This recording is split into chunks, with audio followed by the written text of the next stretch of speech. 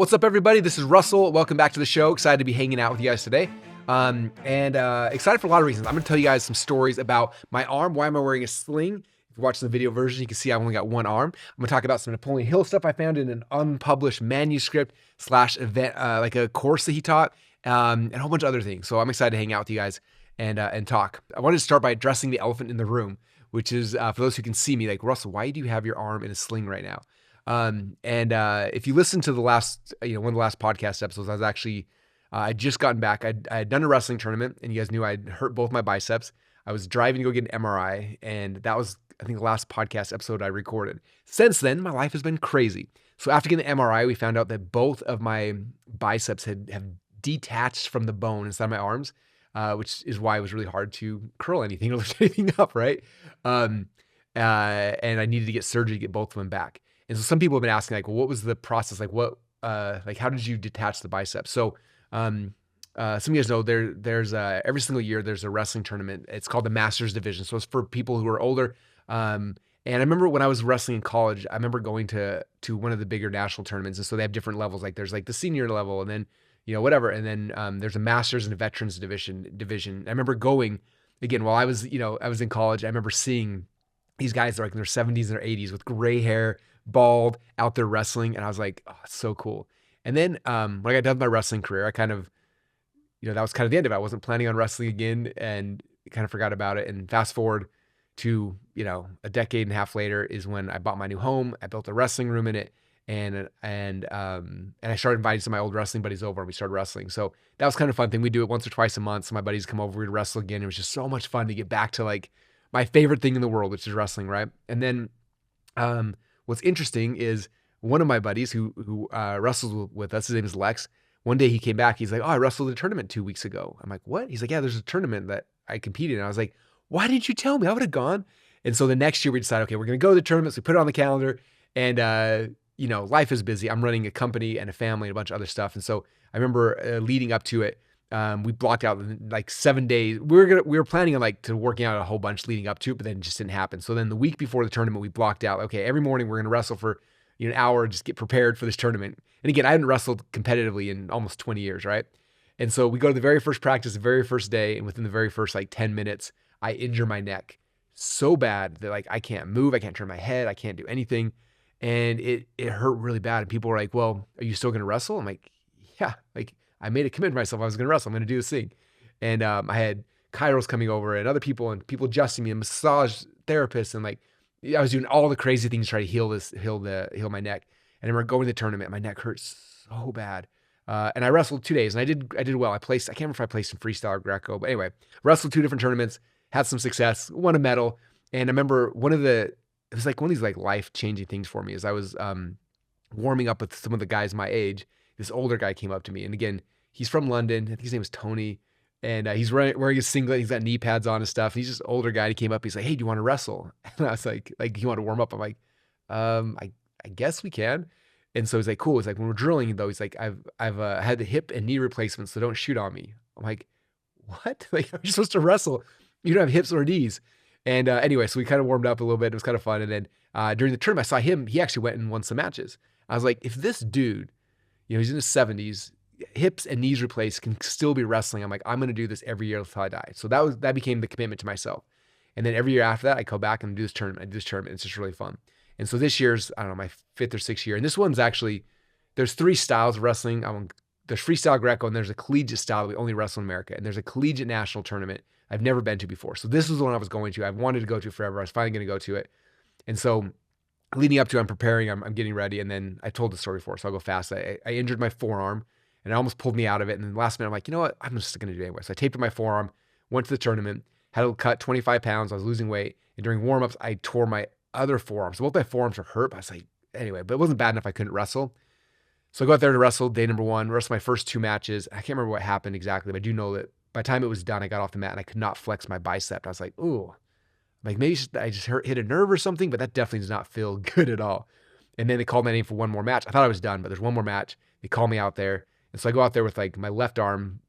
There's no biceps, right? And so I go wrestle. I shoot with my right hand. I get a really good sweep single on him. He sprawls, and I hear my right bicep go pop. And anyway, luckily I still finish the match. I win. I get off the ref tries to raise my hand. I can barely lift my hand and I'm a wreck.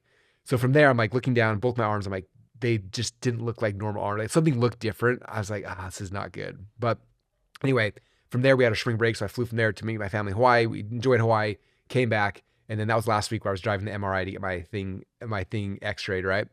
Anyway, so x-rayed it, find out both my biceps had been torn off of the bone. And so they wanted to do both of them ASAP because like you need to get these done quickly. The problem is, if you do both and I have no arms, and then you have no arms, how are you supposed to do anything? You can't feed yourself. You can't put on your clothes. How do you go to the bathroom? Like there's so many questions. And so the surgeon was like, let's do one first. And that way you have one hand you can work with. And then 2 weeks later, we'll do the other one. So last Friday I did the first one. And so I've been gimpy with one arm for the last 3 or 4 days. And it's interesting because you don't realize how many times you use your hand until you can't use your hand. Like, even though it's my right hand, I've got my right hand available. Like, you can't tie a shoe, you can't put on a sock, there's so many things you can't do. And so luckily my amazing wife Colette's been helping me to survive, but it's been weird. And then in a week from Friday, I have to get the other one, and I'll literally have 2 arms that are not functioning. And then what's crazy is that Friday, I'll have my second arm, and then Monday, Tuesday, Wednesday, Thursday, we have my inner circle meeting. So I'll be on stage with two casts on running my inner circle. So it's going to be an interesting week, but it'll be amazing. So the question, sorry, I told you that story, number one, because it's fun to tell the story, and a lot of you guys have asked about it. But number two is because the question I keep getting from everybody, including my wife, especially my wife, I love her. But it's just like, aren't you too old to do this? Shouldn't you not be doing this? And like that's the comment that people keep coming up. And I think that most people are so scared of getting hurt, they don't want to do things, right? Like that's just kind of this commonality that most people have.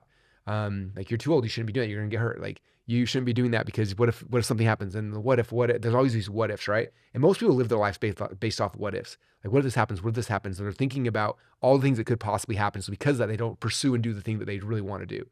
And as you can probably tell, I've never lived my life that way. I've always lived my life in a way of like, what if I do this thing? Like, what would that be like? What would it feel like? What would, no, I would step back and I'd say, if I was still competing as an athlete, I probably would treat this different. If I knew I was hurt, I probably wouldn't have continued to compete. But for me, it's like I compete one day a year. So it's like, I'm going to do this thing and I got like 365 days to heal. It's kind of like Happy Gilmore when after he does make hockey tryouts and he's there the next day and he's in the batting cage and they're shooting balls and he's hitting him in the face. He's like 364 days till next year's hockey season. I got to get, and he's just like getting wailed on by balls. That's what I feel like. I'm like, I got 365 days to heal. I'll be fine. After the first year I tore my neck, I had the whole year. By next year, I didn't remember my neck. It was fine. I was able to go out there and compete and I hurt something different. And every year I hurt something. But for me, it's more like there's what if fear and what if faith, right? Some people are like, there's what if insert the fear. And so they don't do the thing because what if this happened? What if I get made fun of? What if I get hurt? What if it doesn't work? What if I fail? What if I go bankrupt? What if what if people make fun of me? Like there's that what if that keeps most people from doing anything amazing in life. And the other what if is like, well, what if I do this? Well, man, what if I am a 45-year-old guy and I'm competing in a tournament? What if I'm doing that? What if I inspire somebody else? What if I have fun? What if I win? What if I, like the other what ifs is the more important one. And as I was like writing this, the outline of this episode today, kind of thinking through this, there's this quote that popped in my head. And the first time I heard this quote was actually for one of my friends. He passed away. Some of you guys know Dave Hollis. He passed away a couple of years ago, but he had this tattooed on his arm. And it was just one of those really, really cool quotes that I'm not a tattoo guy, but if I was, maybe this would be one I would get. This is what he said. This is what the quote says. And the quote is attributed to a guy named John A. Shedd. And it was, apparently, check this out. AI just told me it came from his book, Salt for My Addict. Anyway, this is what the quote says. It says, a ship in a harbor is safe, but that's not what ships are built for. Ooh, let me say it again. A ship in the harbor is safe, but that's not what ships are built for, right? Yes, staying home and not competing, I would be much more safe. I'm not going to get injured, not going to tear my neck, not going to tear a bicep or another bicep, not going to have to deal with all these things. But that's not what I was built for, right? I was not built to sit at home behind a desk and just, I was built for something more. And I believe all of you guys are as well. And obviously don't go do something stupid like I did. Like be intelligent with your thing, but also don't let the what ifs hold you back. Let the what ifs be the thing that pushes you forward and gets you to want to go do and explore and create and be the person. So many of you guys, you have, I shared this quote from David Thoreau at Fun Hiking Live about like most men die with their songs still in them, right? Like most people, they live life, but they never actually live life, right? They have this dream, this thing they want, but the what ifs keep them from ever doing it, right?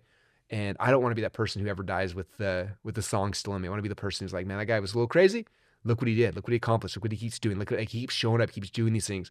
And like, I want that to be my legacy, not, oh yeah, he was the guy that, he worked the 9 to 5 and that was all he did. Like, I want to be the guy who was doing stuff with my life. I don't know about you, but it makes me feel young. Yes, I feel old right now with my gimped out arms. I can barely even do anything.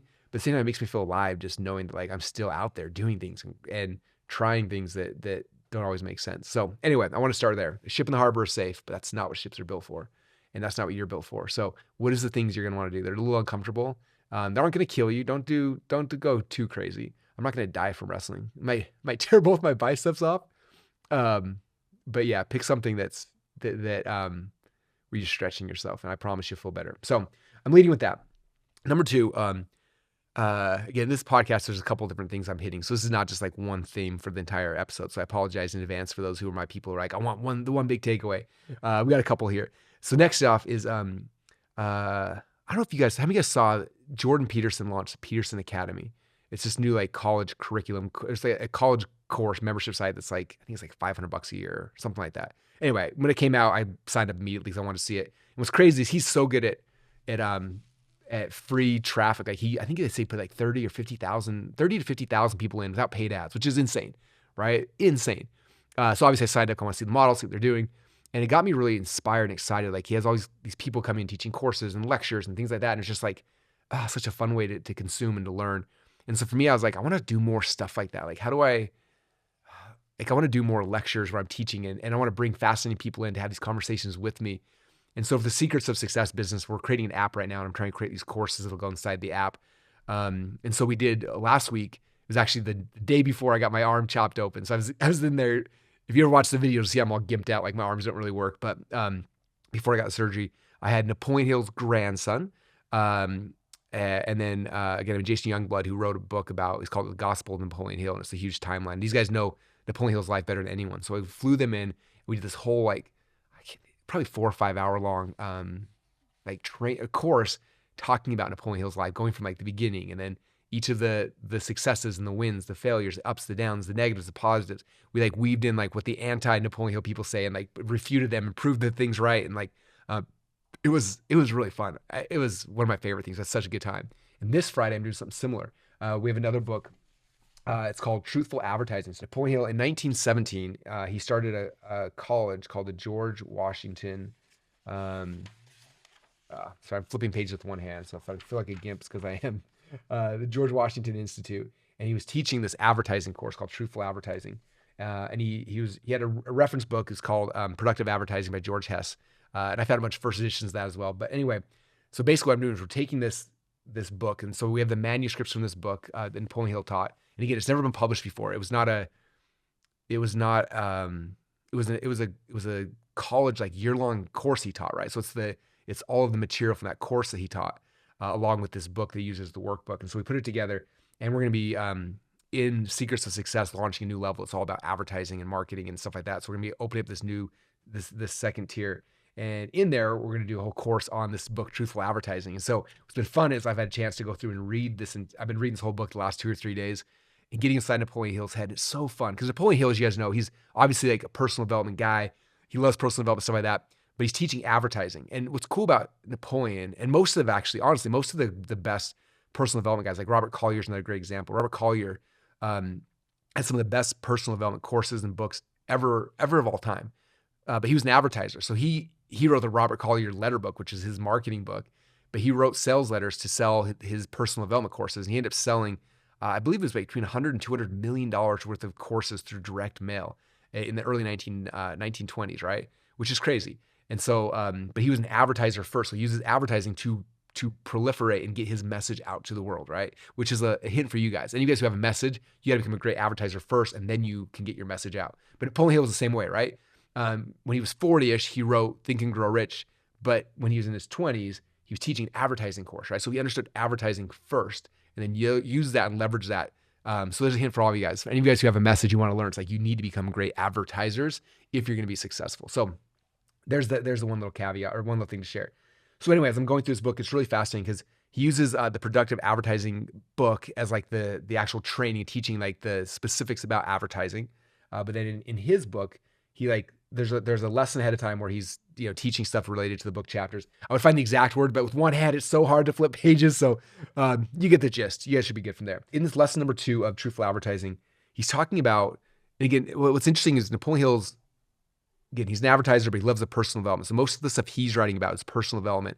And his premise is that you as the advertiser has to become a better person. Like you have to become, like you have to develop yourself as an advertiser. And then that's how you become a great advertiser, right? So he's spending less time on here's the structure of the ads and things like that, which the other book does. But in all his writings is very much like, here's how you become a better person. Like, how do you pick a definite purpose? How do you focus? How do you learn? Like, how do you learn how to think? How do you learn it's just so fascinating. I love the rabbit holes he goes down on that side of things, right?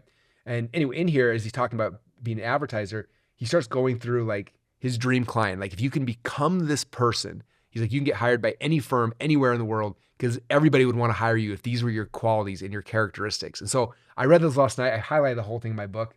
Again, I have a little red highlighter in one hand. So I'm trying to like do these straight lines. It's chaos, but regardless, it's really good. So I'm going to read you this stuff because this might help you to figure out if you're struggling in life, like getting hired or getting people to give you money as a coach or consultant, like these qualities he talks about here. And again, he's using this, like these are qualities that he wants in an advertiser, someone who's gonna become an advertiser and work for him or for one of these firms. But the way he explained it, I was like, man, if I could step into these qualities, all of them, like how much better of a person I'd be, how much more likely would people want to hire me as their coach or hire me as their trainer or whatever those things might be, right? So I'm gonna read these for you. There's I think there's like 15 of, it's 15 of them. Okay. All right. So here's the specifications. He says, as a right, there's an opening in my organization that'll pay the person qualified to fill it all the way from $5,000 to $10,000 a year. So that's the equivalent of like $500,000 a year salary, right? So he's saying like, if you have these qualifications, we can pay you $500,000 a year in salary, right? So here's the specifications. Number 1, I want a man or woman who will finish everything he or she starts, whether it's sharpening a pencil, writing a letter, or something of greater importance. Okay. So number 1 is like somebody who can be a finisher, not just a starter. A lot of people are good starters. Okay. And I'm a good starter. I'm not as good of a finisher, but other parts in the book he talked about, he's like, he quoted somebody who said that every time they picked up a paper on their desk, they always solved it before they put it down, right? They weren't just like, oh, I'll look at this later. It's like then focusing on people who actually get things done and finishing. Now, if you struggle at finishing, number 1, that's something you can focus on. Like, how do you get things to the finish line, right? No one gets paid till the thing gets to the finish line, right? And so you have to get good at that. But the other thing, and this is kind of just a tweak on this, I learned this from Alex Mandossian, one of my first mentors in this game. I remember he told me one time, he said, Russell, there's 2 types of people in this world. There's people who are starters and there's people who are finishers. He's like, you got to figure out who you are and then surround yourself with the other type of person. And for me, I realized like I'm a really good starter. But I struggled at finishing. And so for me, I started surrounding myself with finishers. And so you look at ClickFunnels as a company, right? It's like there's 3 or 4 starters. There's me, there's Todd, there's a couple of guys like the starters on the team, and everybody else are our finishers, help us finish the things. So that's number 1. So again, I want a man or woman who will finish everything he or she starts, whether it's sharpening a pencil, writing a letter, or something of greater importance. Okay, because the way we do some things is the way we do all things. Number 2, I want someone who will do at least everything he is told to do and will not offer excuses or take the place or not offer excuses to take the place of results. Okay. So somebody who's like, when you give them a task, they're like, yes, sir, I will go do it. I'll do the thing versus like, I don't really want to, it's like someone's like, yes, you give me a task, I'm going to go do it. And number 2 part of this is they will not offer excuses, only results. So this comes back to like one of our core values in our company, which is extreme ownership, right? Like if it doesn't work, there's no excuses. It's just like, I give you results or I don't. If I don't give you results, it's my fault. I'm gonna go figure out how to do it and keep doing it until I get the result, right? And so I love that. Someone's going to do at least everything he's told to do. And I love that it's not like he's going to do everything he's told to do, at least. So the minimum is what he's told to do, right? And then not offer excuses to take the place of results, just results, okay? So I love that. That's number 2. All right, third thing here. I want someone who will reach out and demand greater responsibilities, taking care of all the while to keep growing and getting ready to assume additional duties, okay? So we want somebody who's not going to sit there, because I have team members who are great at what they do, but they'll do the things that you gave them to do, and then they'll kind of wait till you get more stuff, and they'll kind of hang out. And it's like, I hate that. Versus, I want someone who will reach out and demand greater responsibilities. Okay, I want more. Give me more. What else can I do? What else can I do? I remember Dave Woodward. Man, I love Dave. One of my favorite qualities of him is, he was at the peak. He was the CEO of ClickFunnels running it, and he'd get done the day and meet him and be last year in the office almost every single time. And he'd come in afterwards like, hey, what can I take off your plate? What can I take off your plate? Like, he was always trying to figure out how to lighten my load, how to take things off my plate. And that's what it is, right? Someone who will reach out and demand greater responsibility, right? And then getting ready to assume additional duties. Or they want to keep growing and getting ready to assume additional duties, right? So going out there and demanding greater responsibilities. Okay, another great quality. All right, 3, and these are good, right? I was reading this, like, this is good stuff. This could be just like my own review of myself. Like, Russell, get better at these things and you'll become a better person. So, all right. Number 4, I want someone who will love the job so well that he will forget hours, forget pay, forget Saturday nights, forget all his own selfish interests, and devote his entire time and thought to the task of carving out a future and the opportunity at hand. Ooh, someone's gonna love the job so well they forget everything. Okay, I don't know about you guys, but that's my world. Like, I love what I do so much that, like, if it wasn't for the fact that I had a wife and kids at home, I would never leave this place. In fact, when they go on vacation sometimes, I've literally set up cot in here and slept in here because I'm like, I don't have to go home at night. This is amazing, right? Because I love what I do so much. And so you want to find people and you want to be the person when you are doing this thing that you become so obsessed that you like are all consumed and it becomes your thing. Number 5, I want someone who will be frank and sincere with himself and all with whom he comes in contact with, and who will be a living example of our slogan, which is truthful advertising. So we want people to be frank and sincere. Yeah, so there you go, frank and sincere, and living example of truthful advertising. Truthful advertising is the name of the course. And the concept here is like, you want to give advertising that's truthful. Like, there's a lot of ways you can write ads that trick people to buy, but he's like, how do you do that in a way where you're always giving 100% the truth? So that was good. Number 6, I want to be a person who will not wait for me or some of the other officials to tell me what to do, but who will learn to see what ought to be done and do it.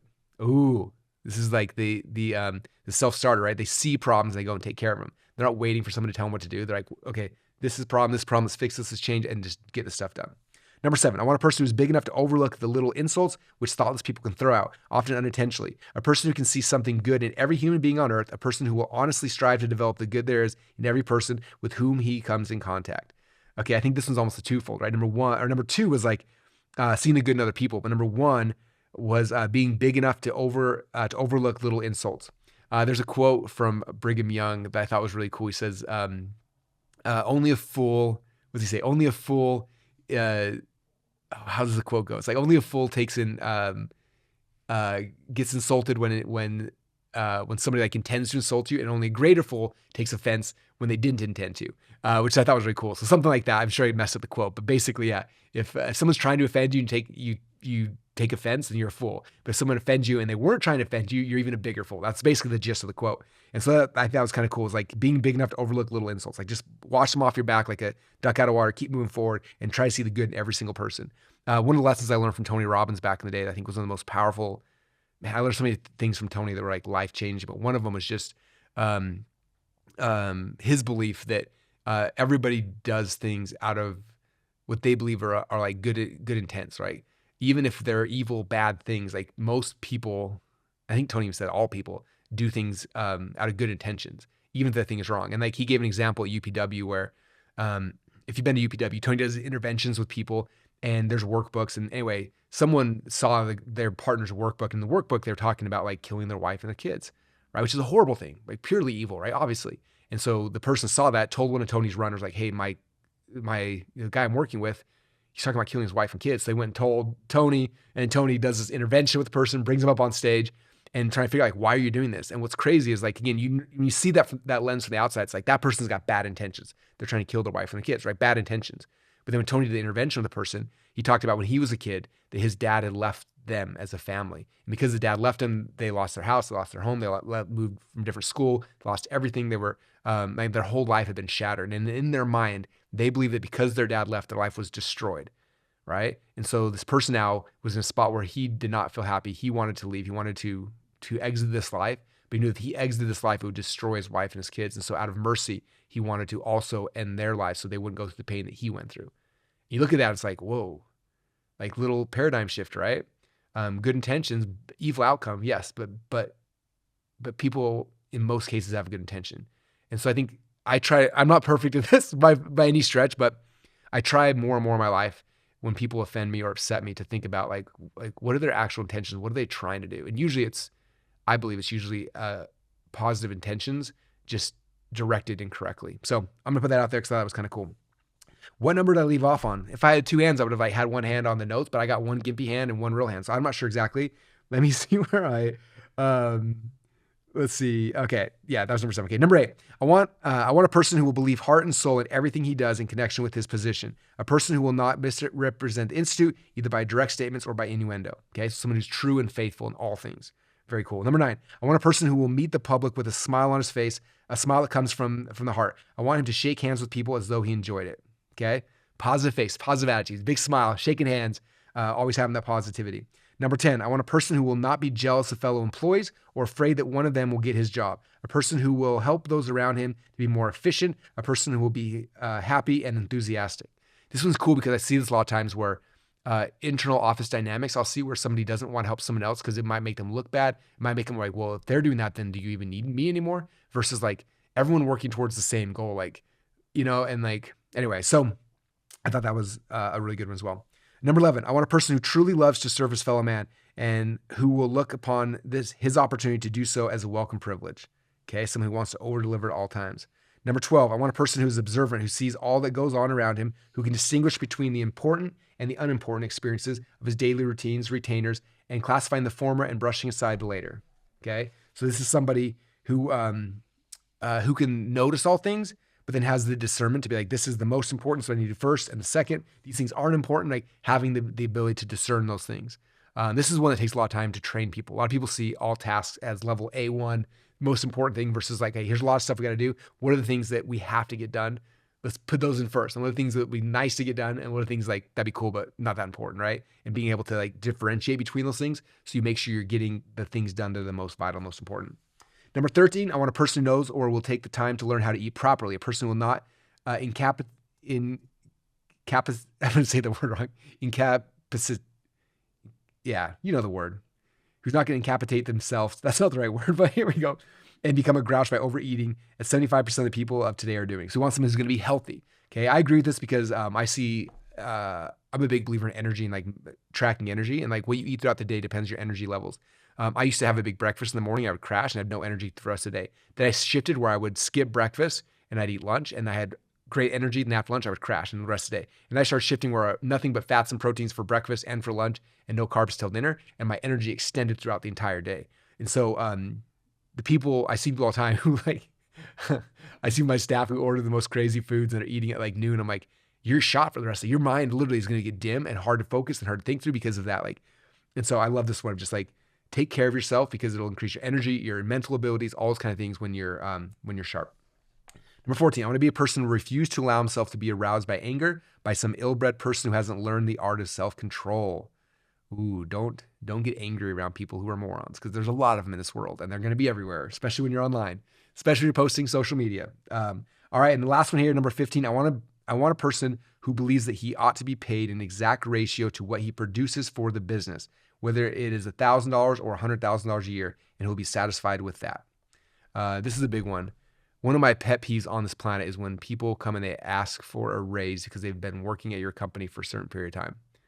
It drives me crazy. I would never in infinity years ask for a raise when I'm doing the exact same thing that I had agreed to get paid for originally, right? For me, I would come in and say, okay, this is what we agreed to. I'm going to work really hard. I'm going to get this thing. And then it's like, okay, I figured out a way I can add an extra $1 million a year to the company.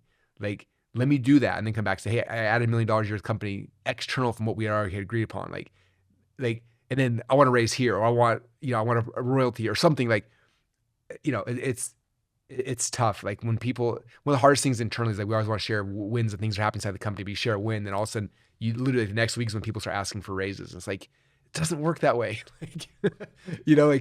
Anyway, it comes back to what he said here. I want a person who believes that he ought to be paid an exact ratio for what he produces for the business, whether it's $1,000 or $100,000 a year, and he'll be satisfied with that. So like, what are you actually producing for the business in money, right? And a business owner, if you're an employee in a business, should be making, if you're getting paid $100,000 a year, they should be making $3 or $4 million off of your efforts. If they're not, like there's some number that I can't remember that some of the business people will throw out as like, this is the number of the ratio, but that's the reality. Because you think about that, like I think about my company, like, let's say if we make $10 million a year, right? Half of that goes to the government, half of that goes to the employees, half of that goes to the, like on a $10 million thing, like I might take home $500,000. So it's like when someone's like, we made an extra $10 million for the company. It's like, cool. $500, that's actually generous when you have a big company. Yeah. Cause $10 million, if you're at 20% profit margin, you're at 2 million, and then you got partners, anyway. So when all said and I don't know, there's rabbit holes going down. I'm not sure exactly why, other than just understanding that like if you're an employee in a company, like again, you're getting paid $100,000 a year, you should be producing $3.5 million a year to sell in value, or, in money for the company. And if you want to raise, like it's increasing that. It's like, how do I go from 3 million to 5 million a year? Like if I can figure out how to fix that, that's how I can make more. That's why traditionally someone who's working gets capped at a certain point, because it's hard to go from, if you're making the company $3 million a year to go to $6 million is hard, right? That to double is really hard. But if you're a manager and now you're managing 3 people who are just like you, and now you're making, 3x as much, now you're more valuable because you were able to leverage and get and make more money, right? So now it's like, does that make sense? Like that's typically like the levels of value, how you go up in things, right? Myron Golden's got his 4 levels of value, which I'm not going to go deep on that, but as you move from like working with your hands is the lowest level of value, because again, you're capped by hours. Then you go manager, which is the next level of value, because again, you have leverage now where you're managing multiple people to get more production, so that you work more. The third level of value then is communication, where you can communicate ideas, you can sell things, you can sell one to many, right? Without you can produce more money in less period of time. And number 4 level is imagination, where you're inventing businesses and ideas, right? And so like you make more money not by getting better necessarily at any of the levels of value. It's by moving up a level of values where you start making more money, because there's more leverage and there's more you're making more money for the company or the business, right? So anyway, I'm sharing those for you guys because I thought those 15 were really cool. And again, I'm looking through this lens of like, if I was an employee, this should be my Bible for myself, like what I'm going to do and accomplish to be worth what I want to be worth, right? If I'm an entrepreneur, I've looked at this for like my team, but also for myself. Like these are the elements that I want in myself to be the right person. Yeah, I thought it was really, really good. So at the very end of this section, Napoleon Hill says, those are the specifications. If you can fill them, you can have that position. Or if that position should be filled when you apply, don't worry, because I have a dozen or more friends among the Chicago businessmen who would consider that I have done them an everlasting favor by sending you to them. So that's the key, is like, if you are that person, any company would hire you, right? If you are that person, your company will grow because you have the values and things you have are insane. So anyway, one of the fun things I read as I was preparing for our Truthful advertising course that we are filming this week, that'll eventually be inside of Secrets of Success, the advertising level. So I thought it'd be fun to share with you guys, and I hope you enjoyed that, and I hope you enjoyed this podcast. I want to end where I started. Okay, talking about you again. This is development of you as a person, as an advertiser, as a marketer, as an entrepreneur, whatever you want to call it. Remember this: a ship in the harbor is safe. That's not what ships are built. It's not what ships are built for. Okay, quit trying to be safe. This life's not about being safe. You're not going to die and get to heaven and be like, oh, congratulations, you didn't get hurt, you didn't make any mistakes, you were safe the entire time, right? It's going to come back and be like, what did you do, right? I gave you a talent. Did you turn it into 2? Did you not? You buried the talent? Oh, so you're a ship that's safe in the harbor, right? No. Like, take that talent and multiply it, right? That's what you were built for. You were not built to sit in the harbor just waiting. You were built to go out there and do something amazing, okay? And it's going to be a stretch. It's going to be hard. Along the way, you're going to rip your biceps off of your bones, and you're going to keep on going, because it doesn't matter, right? Me having hurt biceps has nothing to do with me serving my audience. It has nothing to do with me in a week and a half now standing on stage in Inner Circle and teaching this group of entrepreneurs who've flown in. Like, I can do that with no arms, right? As long as I didn't break my brain, I'm still good to go and serve these people. And so it's just thinking about that. Okay, ship and harbor is safe, but it's not what ships are built for. You being safe is what a lot of you guys are doing, but it's not what you're built for. You were built for more. I know that your eternal destiny is huge. What you are capable of, the people's lives you can change, if you will just step up to the plate and play, will be something that doesn't even make sense to you right now. Promise you, if you'd have told 22-year-old Russell when I first started this game, like, hey, in the future, you're gonna have an audience with a whole bunch of people, and they're gonna read your books, and they're gonna listen to your podcast, and they're gonna launch businesses. You're gonna have 3,000 people who have made over $1 million because of your software and your training. You're gonna have, I would have believed any of that, right? But what did I do? I didn't sit in the harbor. I was called. I went out there and I started just smashing things and just trying to do whatever I could, making tons of mistakes along the way. I have failed at more businesses than most of you will ever attempt. And that is the truth. That is the reality. I've launched more funnels than, I've lost literally tens of millions of dollars on stupid ideas. I'm still here swinging because I'm not sitting in the harbor being safe. I'm out there.